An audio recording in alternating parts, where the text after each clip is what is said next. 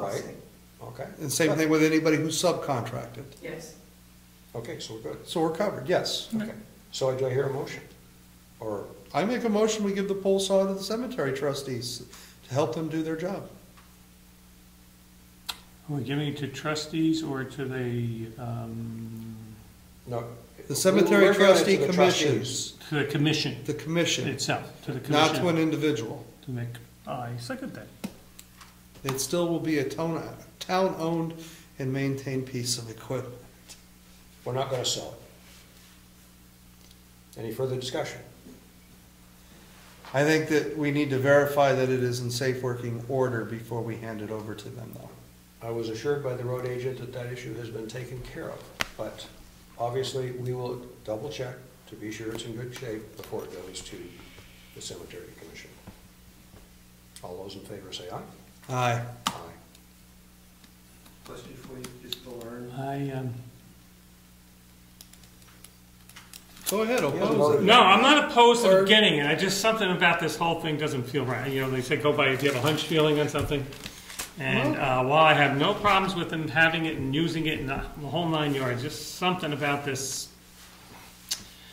makes me feel nervous about doing it. But, but I will vote yes, but I. With reservations. With reservations. reservations. There you go. Okay, that's fine. You can note that in the minutes. Bill voted yes with reservations. Then my general question is to learn, you used the words burial grounds that the town is responsible for. Yes. Right. That means not all? No. Burial grounds that the town are responsible for, which the cemetery trustees oversee, have a fund set up for it. And there's monies in those funds to help maintain those burial grounds. Principal can never be spent, but interest is supposed to be spent 100% every year to maintain these burial grounds. Not every burial ground in Brookfield has a trust set up for it. So we only are responsible for trusts that are set up and handed off to the town to take care of. And once the town accepts that trust, we're responsible for it forever. Thank you. Well, Or we're until it's responsible for it within the limits of the amount of money. Correct. We're responsible for maintaining the integrity of the trust and to doing the maintenance within the limits of the monies earned to provide that maintenance. We're never supposed to spend principal. So if the amount set up in a cemetery trust only earns $30, it only gets $30 worth of care a year. That doesn't always happen. We ask for volunteers like Tom, who go out on their own behalf and have adopted a burial ground or two to maintain them. And I honestly think that the cemetery trustees, and I've mentioned it before and I will mention it again now that we have new ones, that the monies that are raised for that cemetery, which are supposed to be spent every year, that interest should go to those people who are volunteering to help offset their costs. And I would ask them also for the commission to keep track of a log of who's using the saw. Good idea. Some type of Absolutely. log as to. A check-in, check-out log. Volunteer hours too. And volunteer hours. And what cemeteries people have adopted. Those monies can never be invested in anything where you could possibly lose principal. Correct. They have to be invested in safe investments. These days, they're not earning an awful lot of interest. And the other thing I would ask, since we're on that subject, Tom, would you care to tell us about I think you were cleaning up the cemetery recently and the stones were all laying down. Could you just tell us a little bit about what that's like? So we can get more volunteers? There's not a lot of volunteers here. Some of them, matter of fact, he was up next to his house, the Week Cemetery. Hadn't been done for years. And most of the stones have fallen over, completely covered with leaves, trees, everything else. They're going to deteriorate. Yep. And there's just so much time that you can put into it. just to get to them.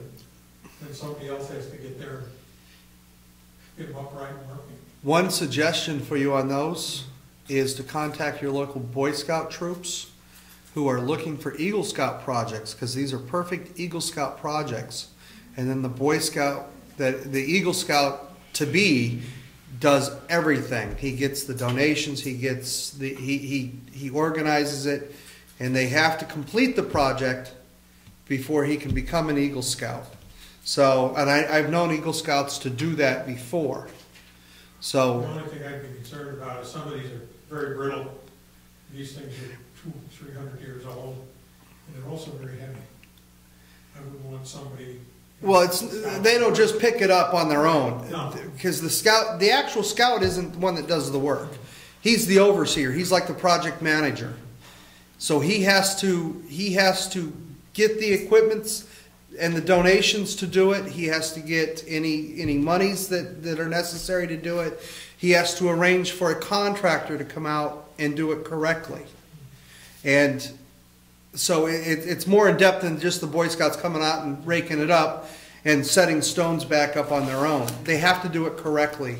And they would work with the cemetery trustees to ensure that it was done to preserve the stones and not further damage or deteriorate them. But they're a great source to tap into. Yeah. One of the reasons I picked on Tom is up at the top of Moose Mountain Road on the left behind the Kinville property is the Tricky Cemetery.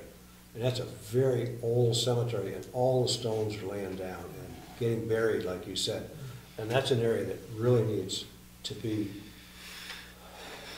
looked at hard. Ray looks like he wants to volunteer sometime. Yeah. He doesn't have enough to do in his day. He was helping me. He was helping me today. Okay. Anything else for the cemetery trustees? No. Code Enforcement Officer Eddie is not here, but he did call me, and I wanted to pass on a few things. Where'd my yellow sheet go? I have notes. Here we go.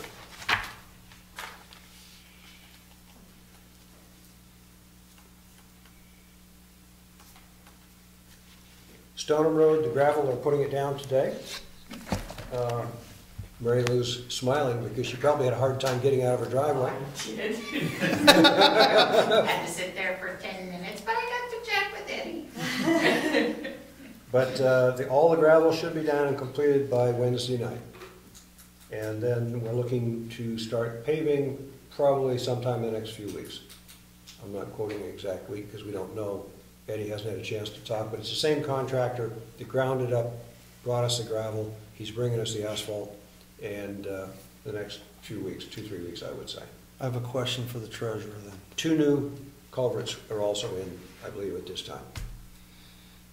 Have any of the previous bills that you've received, even the bill tonight, does that go against that new construction? Yes, it does in part. Okay, well, The culvert work is in there. the reason my question was asked is because on the report that we were given, But that's just tonight. I want to make sure. Well, I want to make sure monies are going where they're supposed to go.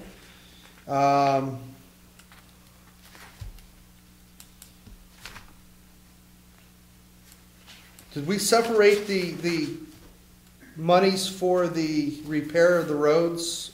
Yeah, right here. $75,000. There's 0 monies actually applied to that yet. Right. What's that? Right. And I'm looking at the amounts of money that are left in our budget. We're in July and we're getting down there. And I know we have quite a few projects left on the list. We're not going to have enough money to do those projects and be prepared for snow if we get early snow in November or even as early as October. We're spending the money earlier this year compared to last year. I understand that, but we still need to have a reserve left at the end of the summer to handle any possible snowstorms that happen in November and December. Yeah, the last time I looked at the winter fund, we had almost $20,000 left for snow. You have 10,000 now. 10,000 now. Yeah, I don't understand how, How do we get down to 10,000 when I thought we had about? 10,000 for road agent and 7,000 for materials. and there should, after the last snowstorm, there should have been no more monies put towards that, right? Right. So this was as of the spring, when the last snow fell, and we got the last snow bill. So we have a total of about $16,000, $17,000 for snow removal. That could be eaten up in a week if we have heavy snows again. And our other budget for summer and summer maintenance and road agent charges, not counting the bill that we just signed tonight, you're looking at about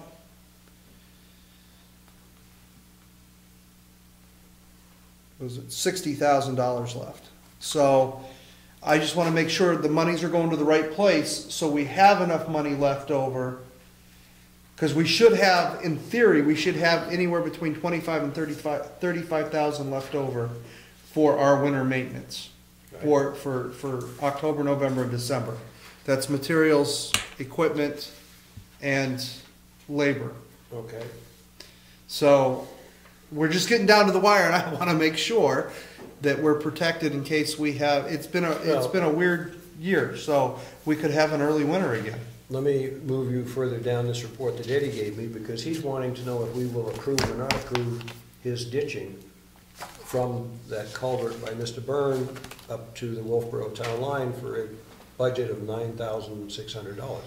Okay. Is that on our original list of things? Yes. I think we should defer that until after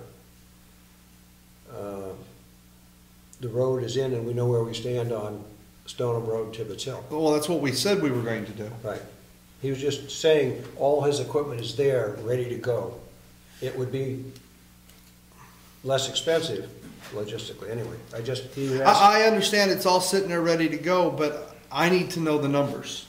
$9,600 was the No. number. I need to know after this money goes in, Okay, if any of this money, excuse me, if any of the money on the current budget is going to be transferred over to the road budget for the road repair of Stoneham, which I don't know if it will or not. Well, we should be. Yeah. But she usually applies it to where it needs to go, but she's gonna look for me.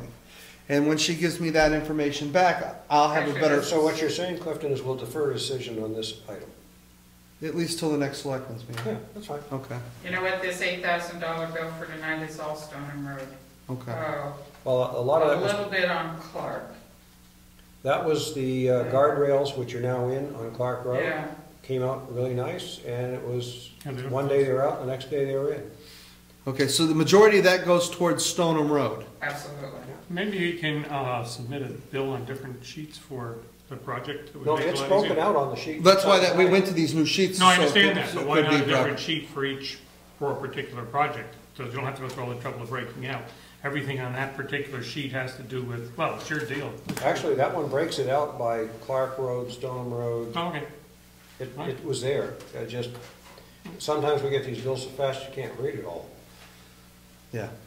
So I just want to verify that all the monies that are going towards the Stoneham Road project have been applied to the Stoneham Road project and haven't somehow got caught in a shuffle and got put towards the road agent summer maintenance budget. So we know where we stand, so we don't run out of funds on the road agent. Yep, no, that's fine. I'd hate to tell them, look, it's October, you got nothing left in your budget, and we get hit with November and December snowstorms, and there's no money to plow the roads. Yeah, We don't own would not be plow. well received. So we can't. And we don't own a plow anymore. Okay. We'll have to call all the people with plow trucks, plows on their pickup trucks, and get volunteers to do the roads. So you got But you'll have to volunteer your time. Okay. It's all right, I charge for the truck. Give you a good deal. Continuing with the report, they also plan on grading Tibbetts Hill and Burwell after the asphalt is down. And also, they're gonna be putting that liquid down to tighten it up so it doesn't wash off as fast. The code enforcement officer, he had nothing to report.